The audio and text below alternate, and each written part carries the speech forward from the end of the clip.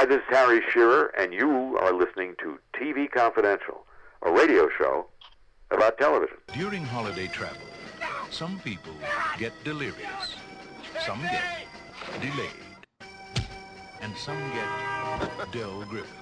American Light Fixture, Director of Sales, Shower Curtain Ring Division. Ed Robertson, along with Robert Crane, John Cerney, and Meagan Bejar, coming to you live from the back patio of Davenport's restaurant in Encino, California. The four of us, are gathered to celebrate, commemorate the release of Three-Cornered Circle, the latest book by Bob and his longtime collaborator Christopher Fryer, that is a screenplay in book form and an adaptation of one of the most interesting and most intriguing subplots of Bob and Chris's book, Crane, Sex, Celebrity, and My Father's Unsolved Murder, that tells the story of how Bob lands the job of a lifetime when comedian and motion picture superstar John Candy hires Bob as his publicist and personal confidant circa 1985-1986, a time when Bob was married to landscape designer Kari Hildebrand. Kari had a very successful career and a husband in Bob who loved her,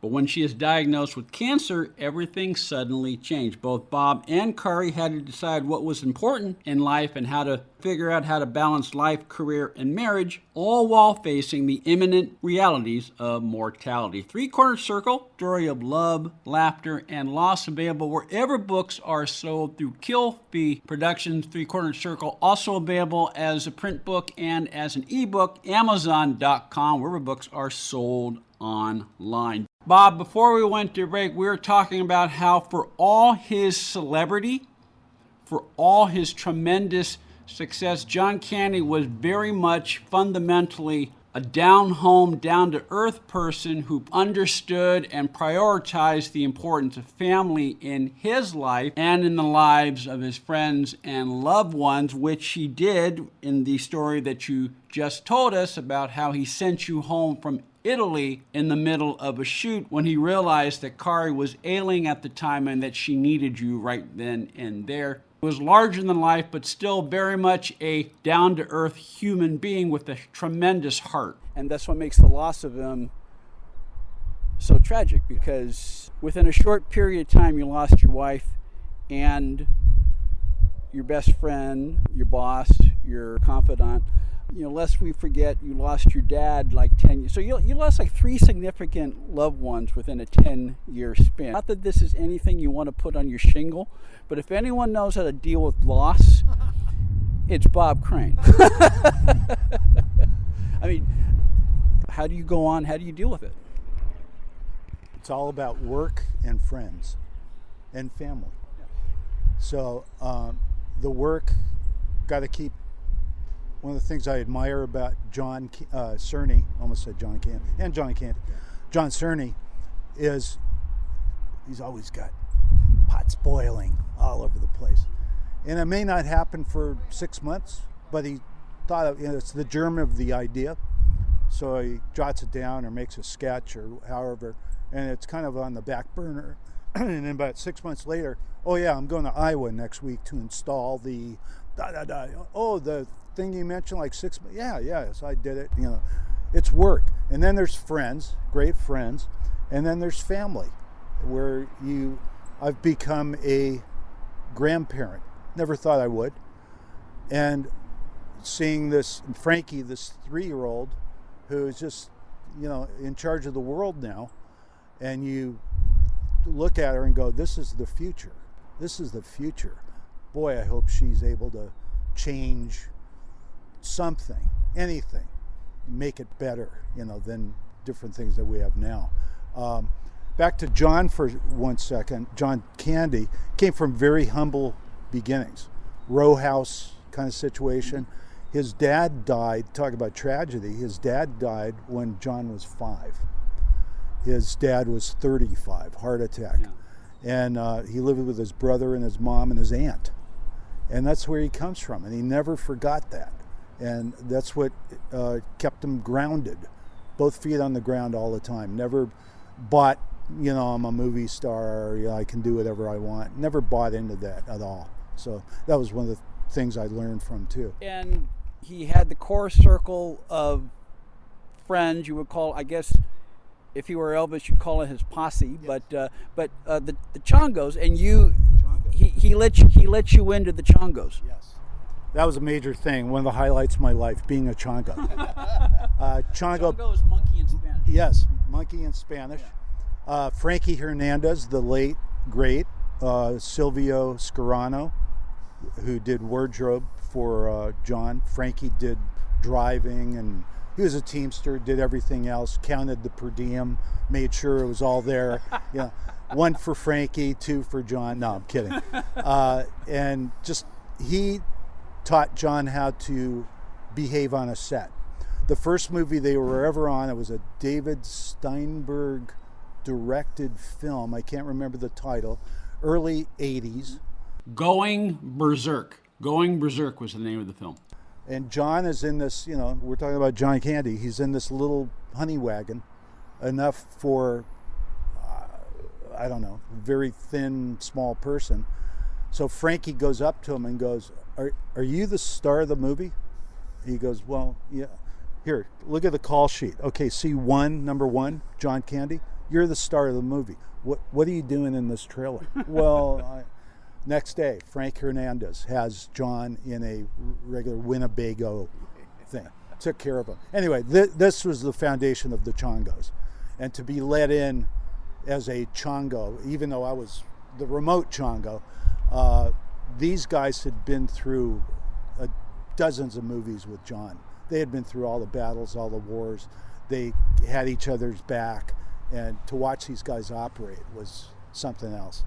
You can't tell all the stories about John in Three-Cornered Circle because you have a limited number of pages to. So sometimes you sort of have to allude to things. But there's a montage sequence where John briefly mentions it's coming up in the weekend. He decides he wants to go to the Super Bowl.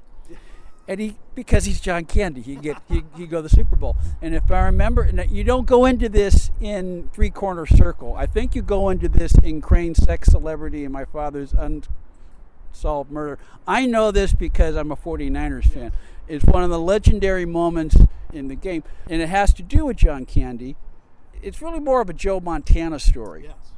Yeah. But if I remember correctly, they're driving. They're in the red zone. And it's near the 2-minute warning, and the Niners are down like 3, and they're driving towards touchdown, and they call a timeout, the 49ers timeout, and Montana's calling the play in the huddle. He looks up, and you can see John Candy clear as day sitting behind the end zone, and Montana says, "Hey, that's John Candy." I know. Incredible. It says everything about Joe Montana that he's not even thinking about the fact that the game is on the line and the world championship is on the line. He's, hey, that's John Candy. Yeah. And then, of course, he throws to John Taylor and they win the Super Bowl. So, yeah. And another thing, when John Candy bought into the Argonauts of Toronto, Canadian Football League, with Wayne Gretzky and Bruce McNall, we made a trip to Carmel in John's car, drove up, with the mission of trying to get Joe Montana one more season with Toronto. Wow. One more season. And Joe was very gracious. We went to his house and, beautiful around the water, the whole thing. And he just couldn't, he was done. Yeah. He was done. But Joe, just one more season. And he's thinking about ticket sales too. Naturally. He's not stupid. Yeah. We're coming to you live from the back patio of Davenport's restaurant in Encino, California, celebrating the release of Three-Cornered Circle, newest book by Robert Crane and Christopher Fryer that, among other things, celebrates the life and career of John Candy. Three-Cornered Circle available wherever books are sold through Kill Free Publishing and Amazon.com. Chris Fryer, Bob's collaborator on Three-Cornered Circle, joins us by phone a little later on in the hour. Stay with us, folks. We'll be right back. This portion of TV Confidential is brought to us by our friends at Front Porch Realty, the community of realtors in the Northern Bay Area of California that is committed to finding the solution that is best for their clients. Whether you're a first-time home buyer or looking to sell or lease your property in Northern California, call Karen Strain at 415-886-7411 or visit frontporchrealtygroup.com for more information on how they can help you. One more item. If you're starting a company, particularly one that is in an emerging market, you know that averting any sort of legal dispute is crucial to your business plan. Our friends at Tectonic Law offer an array of services that can help you avoid and preempt future litigation while also developing and protecting your intellectual property and intangible assets. Tectonic Law serves the needs of a host of emerging industries throughout California and beyond, including industrial designers, beverage makers, artists, farmers, retail stores, health practitioners, wellness experts, cosmetics manufacturers, nonprofit organizations, innovators in sustainable practices, and libraries. Go to tectoniclaw.com to learn more about how Tectonic Law can help your business thrive. tectoniclaw.com. Rock solid representation for groundbreaking industries. Hi, this is Lawrence Fleckenbill. You are listening to TV Confidential. Pipe the bimbo in red. Mm-hmm. Loaded. Yeah, she's cute all right, but not half as cute as you, Dino. Thank you. Should try a legitimate line of business. Why you dancing on my head for, my man? We've been thick as molasses pie since law school. Keep conning me, Dean. I read your testimony to the Warren Commission. There you go again, grain of salt. You tell them the day after the assassination, you're called on the phone by this Clay Bertrand and asked to fly to Dallas and be Lee Oswald's lawyer. Right. That's pretty important, Dean. You also told the FBI that when you met him, he's 6'2". Then you tell the commission he's 5'8". Now, how the hell does a man shrink like that, Dean? They put the heat on my man, just like you doing. John, Bob mentioned that, like John Candy, John Cerney always has stuff going on. What are you working on right now that you're at liberty to tell our listeners about? Well, he mentioned the one in Iowa. I did a mural about 27 years ago in Iowa of a little girl holding up a shredded teddy bear, and she's admonishing the family dog. You did this to my teddy bear. So it was still standing as of like 6 months ago. Her arm had fallen off. It's in a cornfield, like 18 foot tall. And I did it as a lark, and I wanted to have my work around in other states besides California. So as I found out later, the town was in love. They loved the mural. I never heard all this. I leave my murals. I drive back to California. I don't hear about them again, except on social media nowadays. So they wanted a new one. They didn't know whether I was alive or not. They found me, and they said, "Will you do another one? We'll pay you to do another one."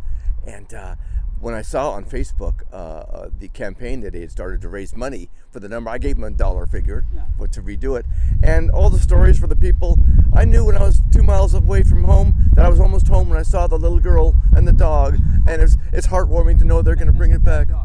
The bad dog, yeah. So that's the one. In 2 or 3 weeks, I'm going back there to put it up. But I have one in Wisconsin coming up in September, and I have one in Utah I want to do. I always have a carrot in front of me. Things that the next one. Sometimes they're very difficult to place. When you're kind of a rogue artist like I am, sometimes you have to finagle your way into there. Even though I do them for free, a lot of these I do them for free. Will you take this? Maybe pay my gas to come and go. Or pay whatever cost of your supplies or what. I don't even charge them for that generally. Yeah, I'll just pay my gas and hotel, and I often get that. But they won't know it until they have it. Later, after they have it, it becomes a thing. Yeah. I had one in Illinois of George Harrison. He was the first Beatle to visit America before the Beatles were on Ed Sullivan in '64. Yeah, he was in '63 and visiting his sister, small town in southern Illinois. I heard the story on Sirius XM.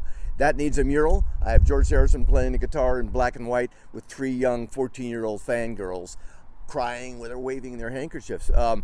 They fought me on paying my expenses. I was $1,500 is a dollar figure I gave them.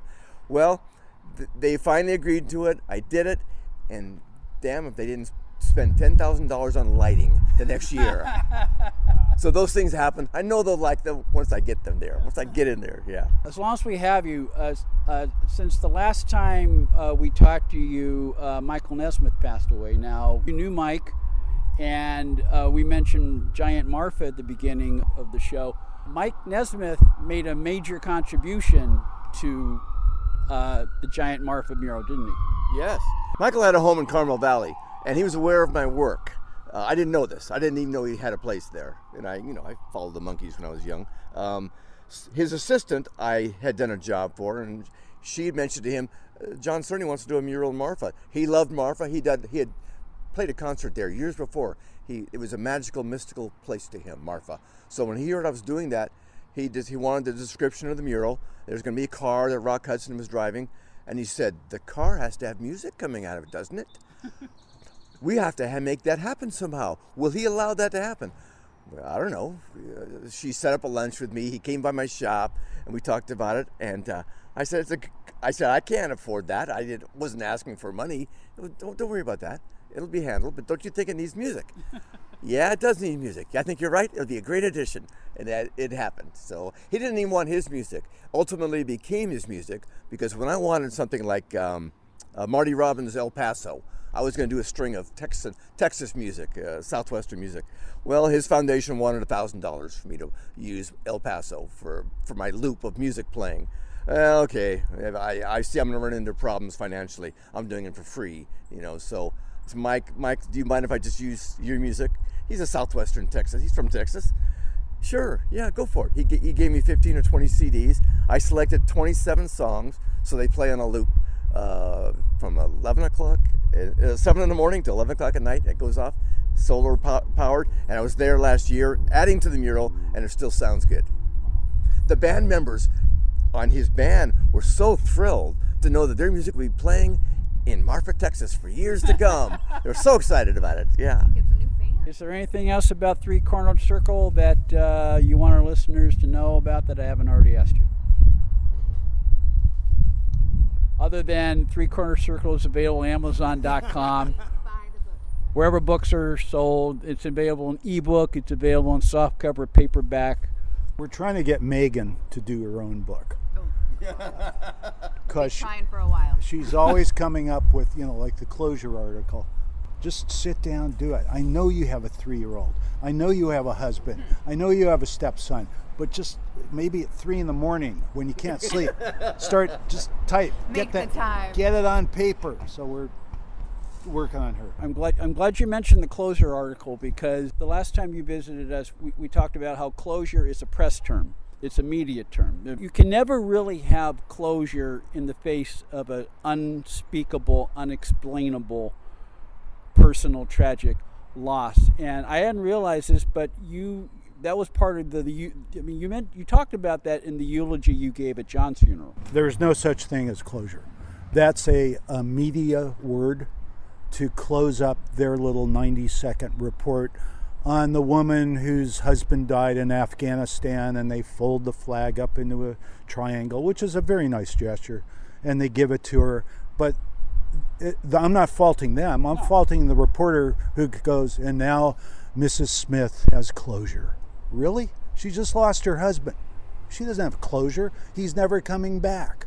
So any of these news reports, with the shot of the teddy bears and the candles and the balloons and all, that's not closure.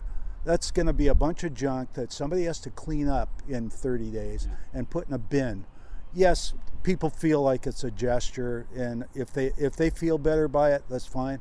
But that's not closure because there is no closure. That's really what the piece was about, is the idea that closure doesn't exist. It's nice to think of things wrapping up and ending a certain way, but especially when someone passes, it's really in life and continuing and going on and learning that you get any kind of real, I'm trying to think of the word I'm using, just momentum. Yeah, or just any kind of positive aspect from a loss. Maybe. Is that the piece you wrote for Beyond Where the Buses Run? Yes, yeah. Adurnism. Yeah. Yes. Thank you. Thank you, Bruce. We're talking about sometimes titles come to you, but you don't know the right spot for it, and Beyond Where the Buses Run was a turn of the phrase, an original turn of the phrase that you and Chris cribbed from Dern. Yes, because Bruce always played characters that were a little out there, a little different, especially in the beginning stages of his career, 60s, 70s, and then he became a leading man for a while. But yeah, and he did the Hitchcock shows. He did, the weird little farmer neighbor, that kind of thing. Yeah, exactly. So he came up with Beyond Where the Buses Run. Those were his characters, and he loved it. He didn't want to be in the mainstream. He wanted to be down there at the end. Robert Crane, Meagan Bejar, John Cerney, thank you very much for joining us on location at Davenport and Encino. Thanks, Ed. Thanks, Ed. Thank you, Ed. Right. Three-Cornered Circle available, paperback and as an ebook, Amazon.com, wherever books are sold online. Take a quick time out. We'll play part 2 of our conversation with Christopher Fryer, Bob's collaborator on Three-Cornered Circle. We come back on TV Confidential. Now you can fly anywhere in the world and pay discount prices on your airline tickets. Book a flight today to London, Paris, Madrid, or anywhere else you want to go. And pay a lot less guaranteed. Call the International Travel Department right now at Low Cost Airlines. 800-222-0511. 800-222-0511. Again, that's 800-222-0511.